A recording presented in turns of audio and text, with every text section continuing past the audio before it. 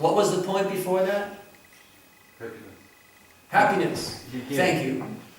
In giving. In giving, exactly. The point was cooking.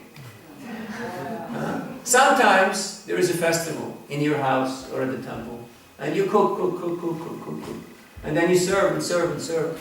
And at the end, there's nothing left, except a lot of dirty dishes. Have you ever had this experience when you have guests at your house? And there's no more food, because they ate it all. But you feel happy. You feel full. You feel ecstatic. You feel like, wow, when can we do this again? Now, the girls have more experience than the boy of this. So, if we learn the art of truly giving, with a gracious heart, with gratitude, there is so much joy that comes from giving, that happiness becomes so overwhelming, that you can come to the stage where you actually forget about yourself for just a short little moment. Have you ever done something that you really liked doing and you forgot about yourself just for a moment? And afterwards you realized how refreshing it was, that I wasn't continuously worrying and comparing and planning and scheming. Because most of our energy gets wasted in our mental activities, especially of hankering and lamenting. In this world, everybody is hankering. Oh, I want. So many things I want. And lamenting. Oh, I lost. I had. But now I don't have anymore. So, to live in happiness means to live in the moment. It means to live at peace with yourself and the world, and to accept that right now, I'm in the perfect place and I'm in the perfect situation. If you'd rather be somewhere else, you can't really find happiness where you are right now. So the first point in actually achieving happiness is in accepting that I'm in the right place and I have the right body. Otherwise, if we would say, "Excuse me, sir, there has been a mistake." Hello, God, anybody up there? There's been a mistake. I didn't want to be born in Denmark. I didn't want to be born in India or in Switzerland. Somebody made a mistake somewhere. And your whole life, you build your entire ideology on how you're a victim. And it's your ancestors' fault. It's your nation's fault. It's your parents' fault. Why?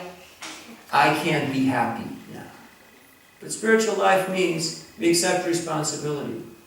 We accept that I'm here and I have this body because that's what I wanted. And that's what I got. I know it sounds scary, but this body is a product, is a manifestation of my desires. Because desire is a very powerful thing. If you truly want something, it will come eventually. Maybe not today, maybe not tomorrow, but eventually it will come. And you will have to deal with it. So desire is the nature of the soul. The soul desires. The soul wants. And what are we mainly desiring? We want happiness. We want eternality. We want knowledge. Because this is our nature. This is how we feel that we're meant to be. So this condition, this spiritual soul going through a material experience, this is a temporary sojourn. And that's why we always feel slightly out of place. We feel like this is not ideal, this situation. Like many of you, how many of you were born here in Copenhagen? Okay, about 7 or 8. Now for the rest of us, what are you doing here? Okay, your pursuit of happiness, I accept that. All right, and you thought Copenhagen is a nice place. Let me find happiness in Copenhagen. All right, good. Now, to actually feel that happiness means to connect with our source, with our origin, the root The root of the tree is what supplies all the juice and all the life and all the nourishment and all the energy for the leaves, branches, and flowers of the tree. So if we realize that we're all connected, and in serving, in satisfying the root of our existence, God or Krishna, we can make every living entity happy. This is a very deep, a very profound realization. Last year I was in the redwood forests of Northern California with a very dear friend and mentor of mine. And we were walking to the Muir Woods, which are north of San Francisco. And it is quite interesting. These are the tallest trees on the planet Earth. These redwood trees, they're sequoias, they're so huge, some of them, you can drive with a car through that tree. They're so massive. Some of them are 4,000 or 5,000 years old. They're massive trees. Now, these trees don't have very deep roots.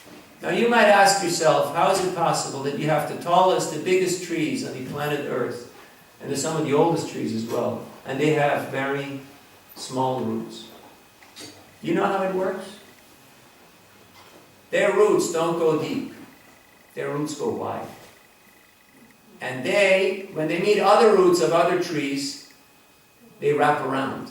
So the entire forest becomes like a carpet. The roots become like a carpet. So in this way, the entirety of trees are interconnected, and they're interdependent, and they're supporting each other. Because that area is known for its earthquakes. It's known for its different types of catastrophes. But the trees are still there. They're still standing up. They're still going strong. So in the same way, we may feel slightly out of place. We may feel like this is not my natural habitat. I don't feel 100% at ease here in this environment of Copenhagen. That's okay. Most of us feel like that. But if you grow your roots wide and you realize how you're interdependent and interconnected with other like-minded individuals who are also on this spiritual quest, who are also on this search for real, profound happiness, the happiness of the heart, then you can get strength, inspiration, and nourishment through this sangha, or this connection. Just like I was in Kumbh Mela, 45 million people, the same day, the same bath, and it was not a scary experience. But sometimes we're together with number one, with our own self. And it's a scary thing. I met the enemy, and it was me. The enemy is not outside, the enemy is inside. And not myself, the enemy is my uncontrolled mind and my uncontrolled senses. So the Bhagavad Gita teaches us how to master our mind and our senses, how to control them, how to connect them with the deeper, with the inner meaning and purpose of life, through this art of mantra yoga. Chanting sound vibration is very powerful. 3 very small words, Hare, Krishna, and Rama, make a huge difference in the world. Just like if you ever tell somebody, I love you, and you actually mean it, there will be consequences. Usually there are consequences from that. 3 small words, big consequences. So, in the same way, people may say, what does Hare Krishna and Rama do for me? We say, try it out. You know, your scientific mind, you make your laboratory experiment, you take this to your shop, and you do it for a while, and then you see. So, we have tried everything in this world. We have tried literally everything. So, if we are in pursuit of happiness, let us try this age-old, proven method of mantra technology, of chanting mantras, spiritual sound vibration. And in this way, reconnecting with our original nature, with our own self. That is the message of Bhagavad Gita, that is the message of Krishna consciousness. And in this way, we can all make a difference.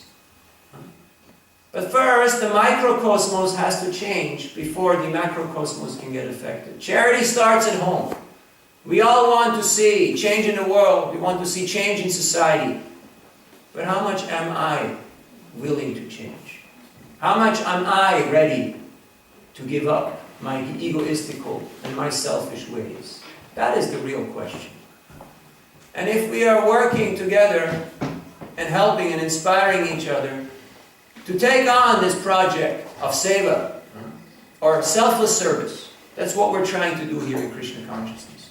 We're not here to make a big show of knowing so much or being able to do so much.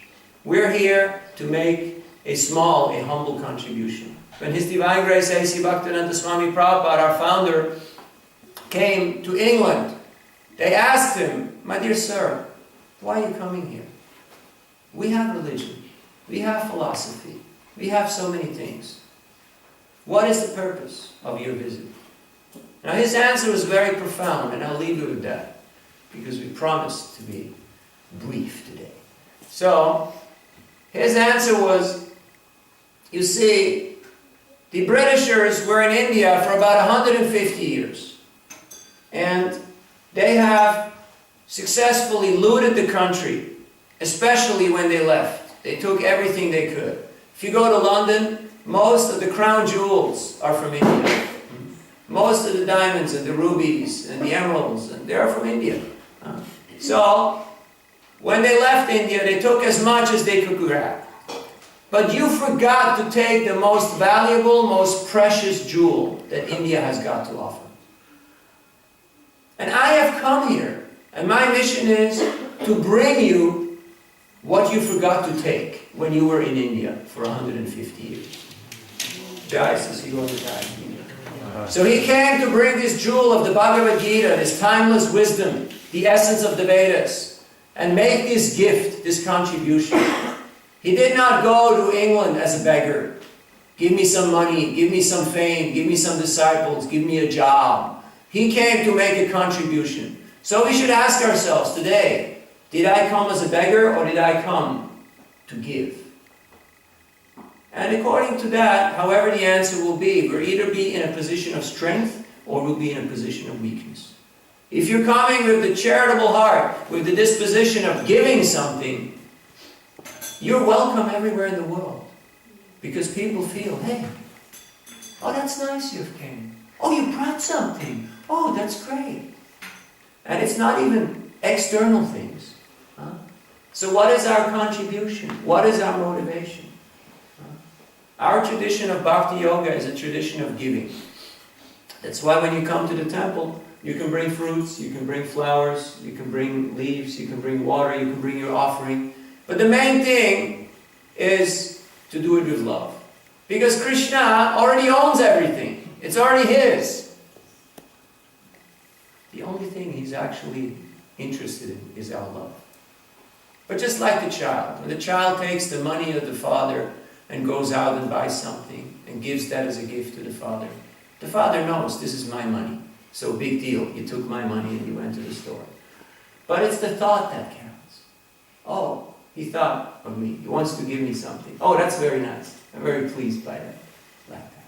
So in the same way, God, He already owns everything. But He's interested in our love. That's why Sri Chaitanya Mahaprabhu appeared and in the mood, in the position of a devotee, because he wanted to experience what is that highest pleasure, what is that highest love.